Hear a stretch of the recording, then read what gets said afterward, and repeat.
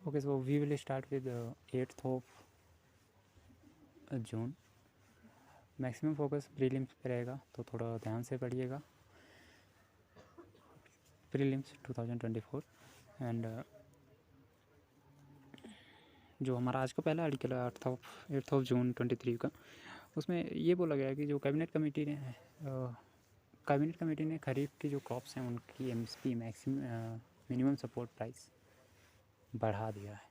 तो एमएसपी पे अक्सर क्वेश्चन आते रहते हैं प्रीलिम्स में, वैसे यूपीएससी रिपीट नहीं करता है बट क्वेश्चंस स्टिल आते रहेंगे, क्योंकि अभी 2-4 क्वेश्चंस पूछने बचे हैं एमएसपी पे, तो वो पूरा पूछेंगे ही।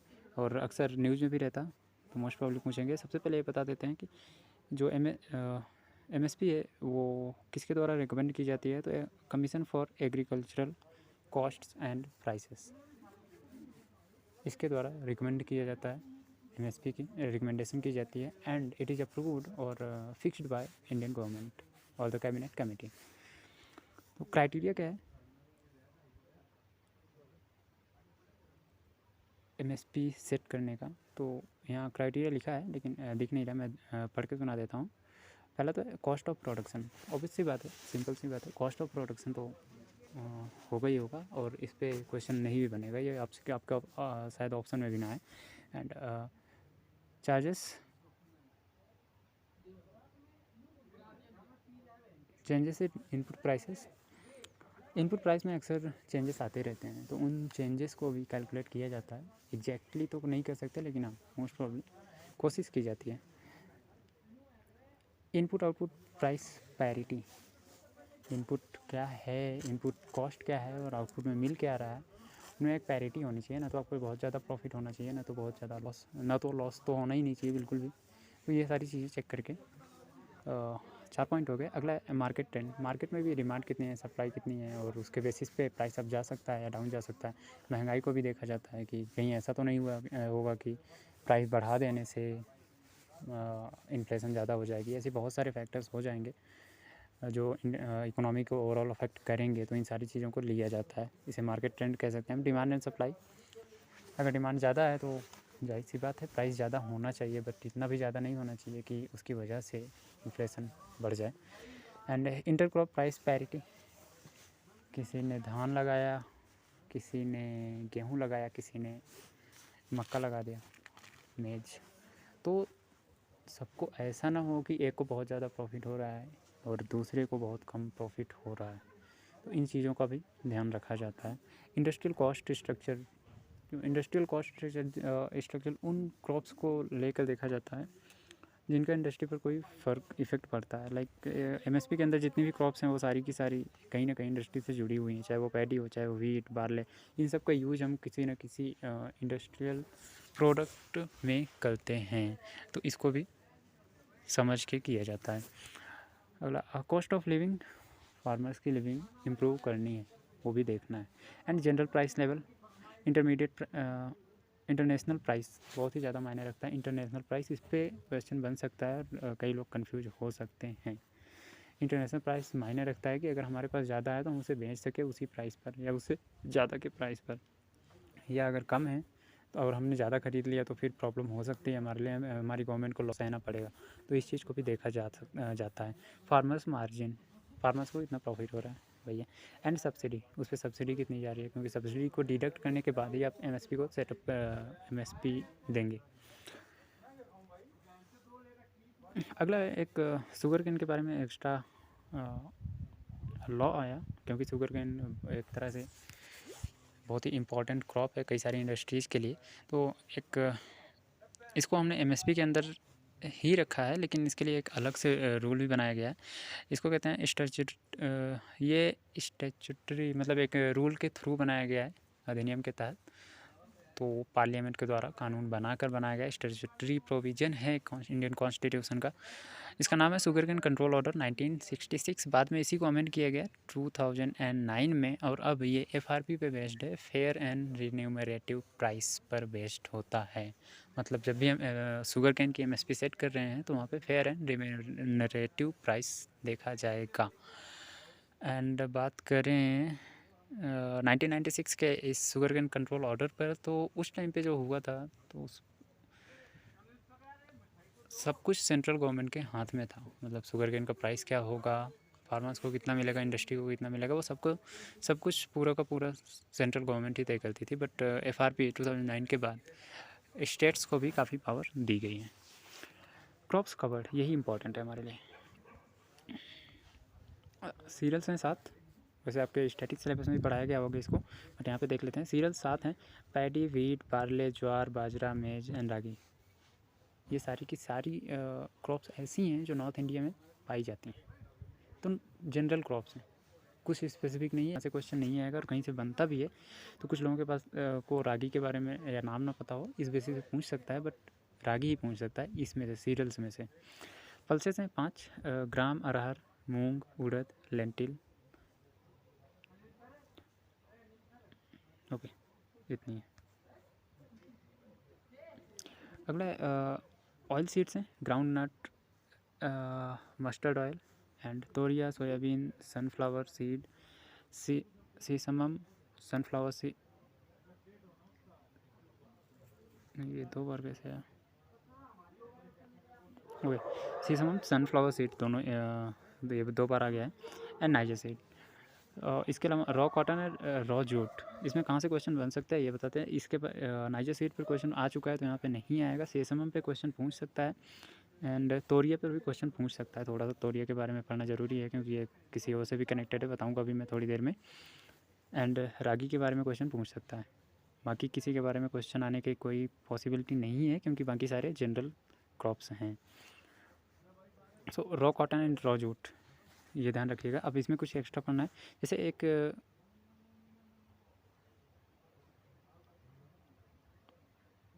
क्रॉप है कोपरा, इसका हम लोग MSP सेट करते हैं, और इसी कोपरा के MSP के बेसिस पे हम हस्क्ड कोकोनट की MSP सेट कर देते हैं। मतलब पहले कोपरा की MSP सेट करेंगे, and after that based on the MSP of the copra हम हस्क्ड कोकोनट की भी MSP सेट कर देंगे। ओके, ये क्लियर हुआ। इसके अलावा जो मस्टर्ड है उसकी MSP के बेसिस पे हम तोरिया की MSP सेट करते हैं। याद रखिएगा, मस्टर्ड की MSP के बेसिस पे तोरिया की MSP सेट की जाती है। इसके अलावा MSP हम देते हैं शुगर केन पर, FRP देते हैं, वो पहले बात कर चुके हैं। इसके अलावा वर्जीनिया 5 क्योर्स टोबैको, इस पर भी MSP देते हैं। क्वेश्चन कहाँ पे आ सकता है? वर्जीनिया 5 क्योर्स टोबैको भी आ सकता है, क्योंकि बहुत सारे स्टूडेंट सोच रहे होंगे कि टोबैको पर कैसे कोई MSP दे सकता है, क्योंकि वो तो सिंगुड है। तो है, मतलब है तो है। उसके बाद आते हैं अगले टॉपिक पर। ओके, अगला है pollution causing variety of rice, Pusa 44। Delhi की जो पॉल्यूशन है वो बहुत ही ज़्यादा प्रॉब्लम हो रही है, प्रॉब्लम क्रिएट कर रही है वहाँ के लोगों के लिए। और ये आज की या फिर 1 साल की बात नहीं है, ये हमेशा से ही न्यूज़ में रहता है, और इस पर अभी तक क्वेश्चन नहीं है। दिल्ली के पॉल्यूशन पर क्वेश्चन आया है, बट इस कॉज पर क्वेश्चन नहीं आया है। तो यहाँ से बन सकते हैं क्वेश्चन। देखिए, पूसा 44 एक राइस की वैरायटी है जो कि नॉर्मल लाइफ स्पैन से 1 महीना ज़्यादा लेती है हार्वेस्टिंग के लिए। मतलब अगर नॉर्मल राइस की हार्वेस्टिंग 4 महीने करने में 4 महीने लग जाते हैं, तो इसको 5 महीने लगेंगे। अब होता क्या है कि जो पंजाब हरियाणा के फार्मर्स हैं वो इस क्रॉप को ज़्यादा यूज करते हैं। हालांकि इसको पिछले साल ही जो पंजाब और जो सेंट्रल गवर्नमेंट है और स्टेट गवर्नमेंट्स दोनों ने इसको एक तरह से एनवायरमेंटल हैजार्ड के रूप में क्लासीफाई कर दिया है, लेकिन पिछले साल ही किया है, तो अभी लगभग 10-15 साल तक तो चलेगा ही। इसकी प्रोडक्टिविटी बहुत ज़्यादा हाई होती है, ये फार्मर्स के लिए बहुत अच्छी बात है, इसी वजह से फार्मर्स इसका ज़्यादा यूज करते हैं। 1 मंथ लॉन्ग ज़्यादा होती है इसका हार्वेस्टिंग पीरियड, जिसकी वजह से तब तक उस 1 मंथ की वजह से जो व्हीट की क्रॉप है उसको भी उन्हें लगाना होता है। तो टाइम बीच में रहता नहीं है कि उसको छोड़ा जा सके सड़ने गलने के लिए खेत में, ऐसा नहीं कर सकते, टाइम नहीं होता। इस वजह से लोग वहाँ के जो फार्मर्स हैं जला देते हैं खेत में ही, और वही वाला पॉल्यूशन आता है दिल्ली में। तो ये पॉल्यूशन का एक कॉज है पूसा 44 याद रखिएगा। इसके अल्टरनेटिव की बात करें तो हाल ही में गवर्नमेंट ने इंसेंटिवाइज किया है PR 126 और PR 128 को as an alternative to Pusa 44। Okay, एक न्यूज़ ये भी चल रही है काफ़ी दिनों से कि न्यूयॉर्क में काफ़ी ज़्यादा हाई एयर पॉल्यूशन चल रहा है आजकल। रीज़न क्या है? कनाडा से निकला हुआ वाइल्ड फायर, यही रीज़न है। और ये एक नंबर प्रीलिम्स में भी पूछा जाएगा वैसे तो, अगर मेंस में पूछेगा तो आपको डिटेल में लिखनी पड़ेगी और फिर आपको वहाँ की क्लाइमेट वगैरह सब के बारे में बताना पड़ेगा। तो फिलहाल के लिए यही थी न्यूज़। एंड नेक्स्ट है रसिया यूक्रेन वार के बारे में कुछ डिटेल्स आई हुई हैं। यहाँ पे एक रिवर है जिसे हम कहते हैं निप्रो रिवर। ये रिवर जो कि कुछ इस तरह से चल रही होती है। अब हुआ ये कि यहाँ पे एक डैम है, नोवा काखोका डैम, नोवा काखोका डैम है जो कि टूट गया। अब इसकी वजह से यहाँ पे एक खेरसॉन सिटी है, काफ़ी इंपॉर्टेंट सिटी है यूक्रेन की, ये पूरा बाढ़ ग्रसित हो गया। अब यूक्रेन आरोप लगा रहा है रूस पर और रूस आरोप लगा रहा है यूक्रेन पर कि ये उन्होंने किया। याद करने वाली बात क्या है? खेरसॉन सिटी कहाँ है और नोवा काखोका डैम। इसके बारे में वैसे नहीं पूछना चाहिए, बट पूछ सकता है, यूपीएससी को कोई भरोसा नहीं है। इसके अलावा निप्रो रिवर यूक्रेन में। नेक्स्ट न्यूज़ है IPCC से इंटर गवर्नमेंटल पैनल और क्लाइमेट चेंज, बहुत ही इंपॉर्टेंट है, स्पॉन्सर्ड बाय यूएन द्वारा स्पॉन्सर की जाती है। रिपोर्ट का नाम है नेचर कम्युनिकेशन। इस रिपोर्ट में कहा गया कि अगर हम इसी तरह से कार्बन का एमिशन करते रहे तो 2030 या 2040 तक आर्कटिक में जितनी भी बर्फ़ है पिघल चुकी होगी और आर्कटिक का क्लाइमेट पूरी तरह से चेंज हो चुका होगा। अब बर्फ़ पिघलने का मतलब हम सबको समझ में आता है। अगर स्टैटिक सिलेबस आपका कंप्लीट हुआ है तो बहुत सारी प्रॉब्लम्स हो सकती हैं। उसमें से जो प्राइमरी है वो ये है कि जो जेट स्ट्रीम्स हैं वो बहुत ही ज़्यादा एक्सट्रीम और इंटेंस हो जाएंगी और बहुत ही ज़्यादा एनवायरमेंटल हाजार्ड क्रिएट करने वाली हैं। इसके अलावा कोई एक चीज़ ख़राब होना स्टार्ट होती है तो दूसरी चीज़ भी ख़राब होना स्टार्ट हो जाती है। तो अब ग्रीन हाउस की वजह से वहाँ की क्लाइमेट चेंज हुई, वहाँ पे गर्मी बढ़ी, जिसकी वजह से और ग्रीन हाउस गैस का एमिशन स्टार्ट हो जाएगा। रीज़न गर्मी और बढ़ेगी क्योंकि अब ठंडा करने के लिए बर्फ़ नहीं है वहाँ पे। और भी बहुत सारे रीजन्स हैं इसके, बट फिलहाल के लिए आपको याद रखना कि जो जेट स्ट्रीम्स हैं उन पर बहुत ही ज़्यादा बुरा असर पड़ेगा।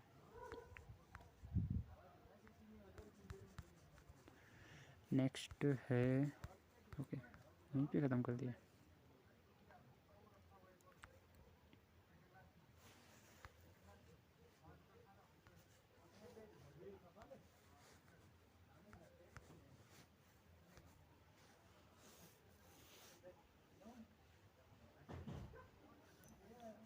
ठीक है, एक न्यूज़ है मेट्रोलॉजी से कि कोई न्यूज़ नहीं है, बस ये जान लीजिए कि एक साइक्लोन है जो कि केरला के ऊपर बन रहा है। इसका नाम है बिपारजॉय नाम का एक साइक्लोन है। ये केरला के ऊपर बन रहा है जिसकी वजह से केरला का मानसून वीक पड़ सकता है, ऐसा कहा जा रहा है। ऐसा क्वेश्चन आता है प्रीलिम्स में, हो सकता है मैच द फॉलोइंग में आ जाए। नेक्स्ट है INS Trishul went to Africa for commemorative event for Mahatma Gandhi. INS Trishul के बारे में जान लेते हैं। फ्रिगेट सेकंड है इसकी। फ्रिगेट सेकंड का मतलब होता है गाइडेड मिसाइल फ्रिगेट।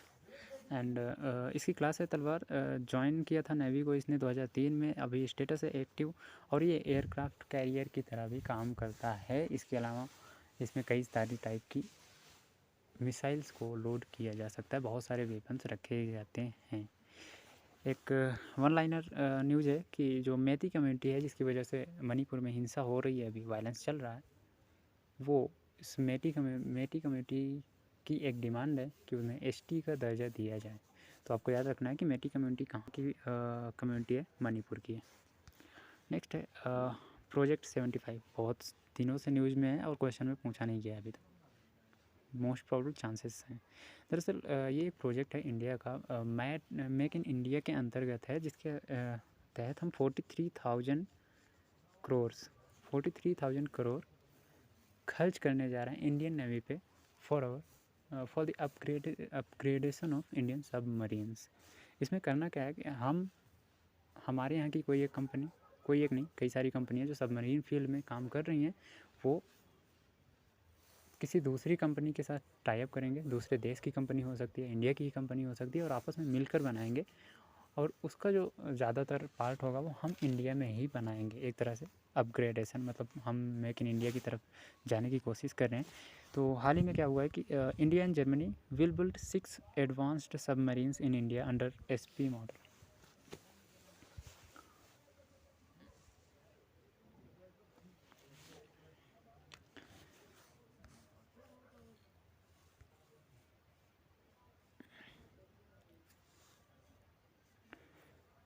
इसके बारे में थोड़ी और भी न्यूज़ जान लेते हैं, क्योंकि ये आ सकता है प्रीलिम्स में। So let's check about it. ये रहा।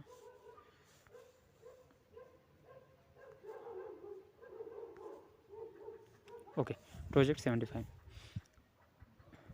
इसका पूरा नाम ही है प्रोजेक्ट 75। क्लास सबमरीन और P75I for short are planned class for diesel electric submarines, planned class of diesel electric submarines which are to be built for Indian navy. याद रखिएगा, ये डीजल वर्ड आपकी तरह एक की का काम कर सकता है आपके लिए। तो डीजल और इलेक्ट्रिक सबमरीन्स के विकास की बात कर रहे हैं, को बनाने की बात कर रहे हैं। Under this project, Indian Navy intend to acquire 6 conventional diesel-electric attack submarines, which will also feature advanced capabilities including air-independent propulsion, ISR, Special Operations Forces, anti-ship warfare, anti-submarine warfare, and anti-surface warfare, land attack capabilities, and other features. All 6 submarines are expected to be constructed in India under Make in India initiative. आपको ये सब याद रखने की ज़रूरत नहीं है, आप बस ये डीजल और इलेक्ट्रिक याद रखिएगा, और 6 सबमरीन्स की बात कर रहे हैं उसके बारे में याद रखिएगा। नेक्स्ट और कुछ है इसमें। Produced by Kalvari class.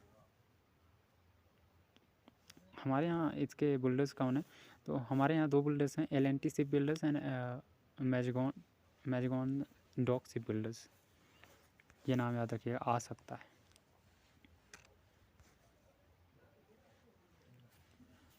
ठीक है, ओके, डन।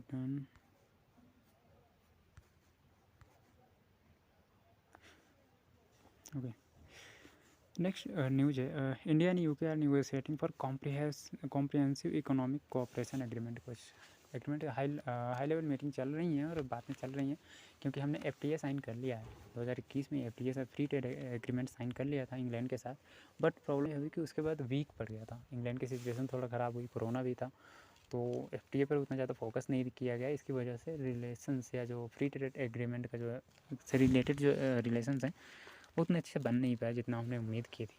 तो अब उसी को आगे बढ़ाए जाने की बात की जा रही है, और अभी हम कॉम्प्रिहेंसिव इकोनॉमिक कोऑपरेशन एग्रीमेंट करने की तरफ बढ़ रहे हैं, जैसे न्यूज़ आएगी पता चलेगा। और इसके पहले 2022 में हमने ऑस्ट्रेलिया के साथ इसी प्रकार का एक economic cooperation and trade agreement Australia के साथ साइन किया था, जो कि काफ़ी सक्सेसफुल रहा है, और इंडिया इसी एग्जाम्पल को इंग्लैंड के साथ दोहराना चाहता है।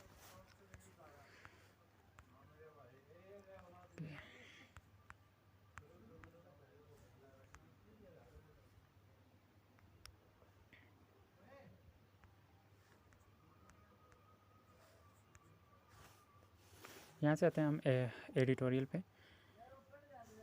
हमारा एडिटोरियल सेक्शन है आज का। वैसे कुछ अच्छे जो हमारे PM जा रहे हैं US विजिट पे, तो US की न्यूज़ हर जगह पे छाई हुई है। ये इंडियन एक्सप्रेस की, ये हमारा टाइम्स ऑफ इंडिया का है, और ये हमारा ये हिंदुस्तान टाइम्स का है, और ये इंडियन एक्सप्रेस का आर्टिकल है। तो ज़्यादातर दोनों ही न्यूज़पेपर्स में US की मीटिंग की बात, US विजिट की बात ज़रूर की गई थी, बट जो इम्पोर्टेंट है वो मैं बता रहा हूँ। जो पहला एडिटोरियल है वो बात करता है about Indo US defence ties के बारे में और डिफेंस इंडस्ट्रियल कोऑपरेशन, को प्रोडक्शन, को डेवलपमेंट एंड टेक्नोलॉजी ट्रांसफ़र। हाल ही में कई सारे हमारे जो डिफेंस रिलेशंस हुए हैं यूएस के साथ वो काफ़ी अच्छे हुए हैं और हमने एक टर्म दे दिया है इसको डिफेंस इंडस्ट्रियल कोऑपरेशन, को प्रोडक्शन, को डेवलपमेंट एंड टेक्नोलॉजी ट्रांसफ़र, क्योंकि यूएस टेक्नोलॉजी ट्रांसफ़र के लिए भी एग्री हो चुका है इंडिया के साथ। इसके अलावा एक तरह से हमारा एक और सिस्टम, एक और पैक्ट पे साइन हुआ है जिसे हम कहते हैं India US defence acceleration system. ये आ सकता है आपका इंडसएक्स कहते हैं हम इसको। इसका एम है मेक इन इंडिया, वही जो हमने P-75 के बारे में बात की थी। इसके अलावा काउंटरिंग चाइना, जो राइटर हैं उन्होंने बहुत बार बोला है कि चाइना को काउंटर करने में ये जो दो स्ट्रेटजीज हम यूज कर रहे हैं बहुत ही इम्पोर्टेंट रोल प्ले कर सकती हैं। तो चाइना को जो काउंटर करने की बात आती है, लास्ट में इन्होंने ये भी लिखा है वहाँ पे कि हालांकि यूएस पर रिलाई करने से पहले हमें थोड़ा सतर्क रहना पड़ेगा, बट चाइना को कहीं ना कहीं से कंट्रोल करने का अगर अभी के लिए कोई तरीका है तो इससे अच्छा तरीका कोई नहीं है। इसके अलावा जो रिलेशंस हैं हमारे इंडिया और यूएस के वो भी काफ़ी अच्छे हो रहे हैं। तो इसी जून लास्ट में जा रहे हैं हमारे पीएम साहब, शायद उसके बाद कुछ अभी हाल ही में न्यूज़ आई कि वो कतर भी जाएंगे, देखते हैं वहाँ जाते हैं नहीं, बट फ़िलहाल के लिए यही न्यूज़ है। एंड लॉ कमीशन के बारे में कई दिनों से लॉ कमीशन की जो रिपोर्ट वो कई दिनों से चर्चे में है, तो इसके बारे में थोड़ा बहुत देख लेते हैं। लॉ कमीशन एंड सेडिशन से रिलेटेड तो पिछले साल आया था सुप्रीम कोर्ट का एक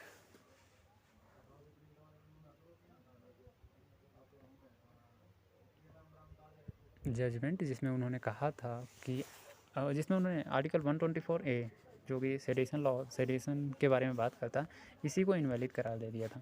बट उसके बाद जो हमारा लॉ कमीशन था या हमारी गवर्नमेंट थी, इसने कहा कि ऐसा करने से पहले हमें एक बार सोचना चाहिए या हमें एक बार मौका देना चाहिए इसको इम्प्रूव करने का, एक बार हमें एनालाइज करने दीजिए। सुप्रीम कोर्ट ने वैसे उस टाइम भी कहा था और उसके बाद भी कई सारे जजमेंट्स दिए थे जिसके बेसिस पे साफ हो गया था कि सेडिशन का लॉ चल रहा है वो अब इंडिया में नहीं रहा, क्योंकि वो कॉलोनियल रूल था और उसमें ये भी था कि अगर हम किसी गवर्नमेंट को क्रिटिसाइज़ करते हैं, अगर हम कोई भी लाइक हमारे एक्सप्रेशन से पता चलता है हम भड़काऊ भाषण दे रहे हैं, कुछ भी कर रहे हैं, छोटी से छोटी बात कर रहे हैं, तो भी हमें उम्र कैद की सज़ा हो सकती है।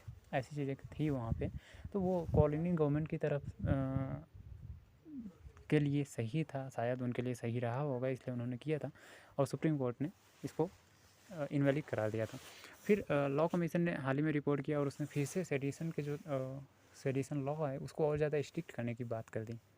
इसकी वजह से काफ़ी ज़्यादा कंट्रोवर्सी चली जो कि सुप्रीम कोर्ट के अगेंस्ट है। मतलब सुप्रीम कोर्ट पहले ही बोल चुका है इनवैलिड है और आप ऐसी रिकमेंडेशन दे रहे हैं। तो जो राइटर हैं वो ये कहते हैं कि इसको इतना ज़्यादा हार्श नहीं करना चाहिए, क्योंकि criticism of government and act against government यहाँ पे बोला है में डिफ्रेंशिएट कर पाना बहुत ही मुश्किल काम है। अगर एक्सट्रीम केसेस हैं तो आसान है, वहाँ पे आप सेडिशन चार्जेस लगा सकते हैं आसानी से, बट ज़्यादातर केसेस एक्सट्रीम नहीं होते हैं, वो लाइन में एक जो लिमिटिंग लाइन होती है उसी के आसपास होते हैं। तो वहाँ पे आपको डिस्टिंग्विश कर पाना, क्योंकि अगर गवर्नमेंट का क्रिटिसिज्म कर रहे हैं तो वो तो फंडामेंटल राइट हो जाएगा, और अगर एक्ट अगेंस्ट गवर्नमेंट ऐसा कुछ हो रहा है तब तो आपके ऊपर सेडिशन चार्ज लगेगा।